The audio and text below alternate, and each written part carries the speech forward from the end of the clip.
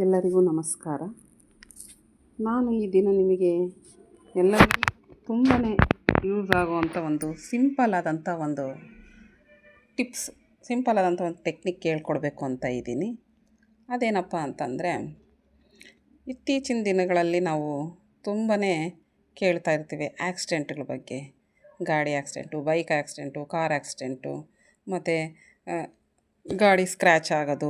ಪದೇ ಪದೇ ಕೆಲವರಿಗೆ ಗಾಡಿ ಆಗಲಲ್ಲ, ಎಷ್ಟೇ ಕರೆಕ್ಟಾಗಿ ಹುಷಾರಾಗಿ ಹೋಗಿ ಬಂದರೂ ಕೂಡ ಪಾಪ ಅವ್ರು ಎಷ್ಟೇ ನೀಟಾಗಿ ಹೋಗ್ತಿರ್ತಾರೆ, ಕೆಲವೊಂದು ಸರಿ ಕೆಲವರಿಗೆ ಗಾಡಿ ತುಂಬಾ ತೊಂದರೆ ಕೊಡ್ತಾ ಇರ್ತವೆ. ಗಾಡಿದ 2 ದಿನ ಚೆನ್ನಾಗಿದ್ದರೆ 2 ದಿನ ಗಾಡಿ ರಿಪೇರಿಗೆ ಬೀಳ್ತಾ ಇರುತ್ತೆ, ಮತ್ತು ಗಾಡಿ ಆಕ್ಸಿಡೆಂಟ್ಗಳಾಗ್ತಾ ಇರ್ತವೆ.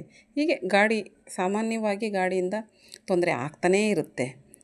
ಅದಕ್ಕೆಲ್ಲ ಮೂಲ ಕಾರಣ ಏನಪ್ಪ ಅಂದರೆ, ನಮ್ಮದು ಏನೇ ನಾವು ಒಂದು ಕೆಟ್ಟದ್ದಾಗಬೇಕು, ನಮಗೇನಾದರೂ ಒಂದು ಒಳ್ಳೆಯದಾಗಬೇಕು ಅಂದರೆ ಎಲ್ಲದಕ್ಕೂ ಮೂಲ ನಮ್ಮ ಪೂರ್ವಜನ್ಮದ ಕರ್ಮ ಅಂತ ಹೇಳ್ಬೋದು.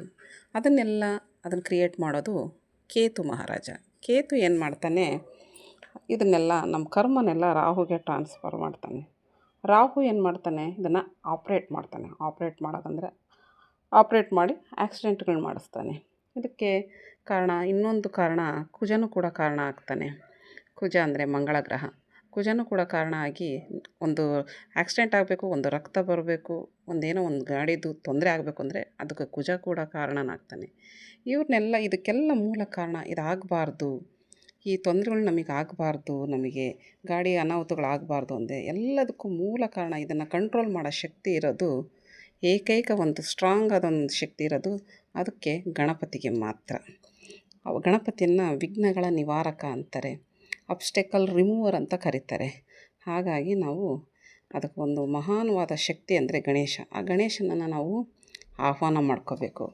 ಅದು ಹೇಗಪ್ಪ ಅಂದರೆ, ನಾವು ಗಾಡಿ ಸ್ಟಾರ್ಟ್ ಮಾಡೋದಕ್ಕಿಂತ ಮುಂಚೆ, ಬೈಕ್ ಆದರೆ ಟ್ಯಾಂಕ್ ಇರುತ್ತಲ್ಲ ಅದ್ರ ಮೇಲೆ, ಇಲ್ಲ ಕಾರ್ ಆದರೆ ನೀವು ಸ್ಟೇರಿಂಗ್ ಇರುತ್ತಲ್ಲ, ಸೆಂಟ್ರಲ್ಲಿ ಹಾರನ್ ಪ್ರೆಸ್ ಮಾಡ್ತಿರಲ್ಲ, ಅಲ್ಲಿ ನೀವು ಟ್ರಯಾಂಗಲ್ ಶೇಪಲ್ಲಿ ಇಮ್ಯಾಜಿನರಿ ಲೈನ್ ಅಂತಾರೆ. ಅಂದರೆ ಸುಮ್ಮನೆ ಇಮ್ಯಾಜಿನ್ ಆಗಿ ಟ್ರಯಾಂಗಲ್ ಬರಿಬೇಕು, ಮಧ್ಯೆ ಒಂದು ಡಾಟ್ ಇಟ್ಟಂಗೆ ಡಾಟ್ ಅಂತ ಬರಿಬೇಕು.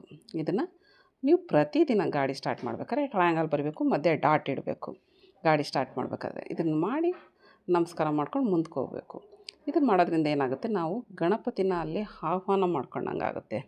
ಹಾಗಾಗಿ ನಮಗೆ ಏನೇ ಒಂದು ತೊಂದರೆ ತಾಪತ್ರಯ ಬಂದರೂ ಕೂಡ ಅದು ದೊಡ್ಡದಾಗೋದು ಕೂಡ ಚಿಕ್ಕದಾಗಿ ಆಗಿ ಪರಿಹಾರ ಆಗ್ಬೋದು, ಅಥವಾ ತೊಂದರೆ ಆಗ್ದಂಗೂ ನಾವು ಸೇಫಾಗಿ ಮನೆ ತಲುಪ್ಬೋದು.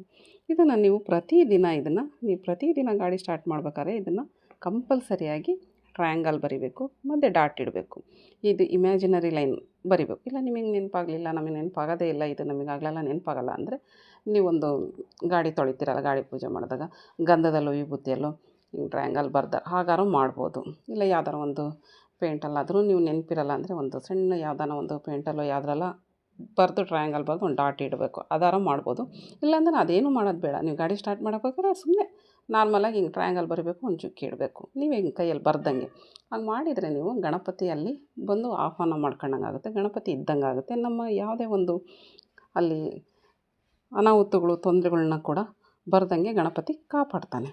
ಇದನ್ನು ಪ್ರತಿದಿನ ನೀವು ಮಾಡೋದ್ರಿಂದ ನಮ್ಮ ಸುತ್ತ ಒಂದು ಔರ ಕ್ರಿಯೇಟ್ ಆಗುತ್ತೆ. ಆವಾಗ ನಿಮಗೆ ಯಾವುದೇ ರೀತಿಯ ಒಂದು ತೊಂದರೆಗಳು ಕೂಡ ಅನಾಹುತಗಳು ಕೂಡ ಆಗೋದಿಲ್ಲ. ಹಾಗಾಗಿ ಇದನ್ನು ಪ್ರತಿನಿತ್ಯ ನೀವು ಮಾಡ್ತಾ ಬನ್ನಿ, ನಿಮಗೆ ಆಗೋವಂಥ ಒಂದು ತೊಂದರೆಗಳು ಕೂಡ ತಪ್ಪುತ್ತೆ. ಇದನ್ನು ತಪ್ಪದೆ ಎಲ್ಲರೂ ಮಾಡಿರಿ. ಇದು ನಿಮಗೆ ತುಂಬ ಯೂಸ್ ಆಗಿದೆ ಅಂತ ಅಂದ್ಕೊತೀನಿ. ಇದು ತುಂಬ ಸಿಂಪಲ್ ಆಗಿದೆ, ನೋಡಿ ಟ್ರೈ ಮಾಡಿ. ಎಲ್ಲರಿಗೂ ಈ ಮಾಹಿತಿ ಇಷ್ಟ ಆಗಿದೆ ಅಂತ ತಿಳ್ಕೊತೀನಿ. ಇಷ್ಟ ಆಗಿದ್ದರೆ ದಯವಿಟ್ಟು ನಿಮ್ಮ ಫ್ರೆಂಡ್ಸ್ ಆ್ಯಂಡ್ ಫ್ಯಾಮಿಲಿಗೆ ಶೇರ್ ಮಾಡಿ. ಹಾಗೆ ಎಲ್ಲರೂ ಒಂದು ಲೈಕ್ ಮಾಡಿ, ಹಾಗೆ ಸಬ್ಸ್ಕ್ರೈಬ್ ಮಾಡೋದನ್ನ ಮರಿಬೇಡಿ.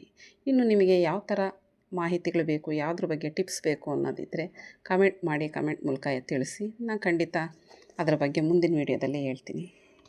ಧನ್ಯವಾದಗಳು.